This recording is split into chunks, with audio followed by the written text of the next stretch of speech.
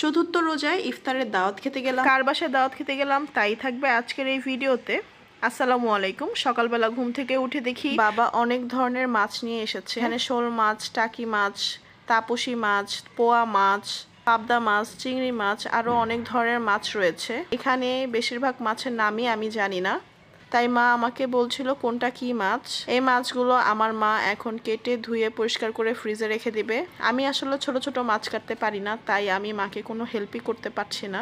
এরপরে আসরের নামাজ পড়ে রেডি হয়ে আমরা গিয়েছিলাম আমার খালা শাশুড়ির বাসায় ইফতারের দাওয়াত খেতে। ইফতারের জন্য মাত্র 5 মিনিট বাকি ছিল, তখন আমরা তাদের বাসায় গিয়েছি। কারণ রাস্তায় অনেক জ্যাম ছিল, আমিনুল অফিস থেকে আসতে লেট করছে।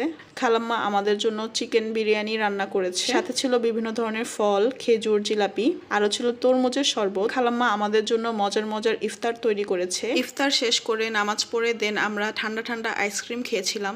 আর যেই খাবার খাওয়ার জন্য আজকে খালাম্মার বাসায় আসা তা হচ্ছে জামালপুরের ঐতিহ্যবাহী মিল্লি বা ম্যান্দা ভাত বা পিঠালি।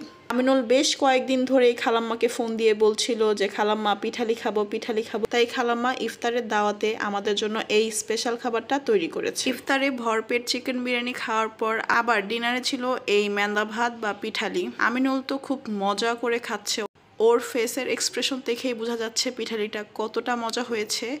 এছাড়াও আমার খালা শাশুড়ি আমাদের জন্য শুটকি ভুনা করেছিলেন। শুটকিটা এত মজা হয়েছে যা বলার বাইরে। আমি শুটকি দিয়ে 1 প্লেট ভাত খেয়েছি, তারপরে আবার পিঠালি দিয়ে আরেক প্লেট ভাত খেয়েছি। কেমন লেগেছে আজকের ভিডিওটি অবশ্যই কমেন্ট করে জানাবেন। আল্লাহ হাফেজ।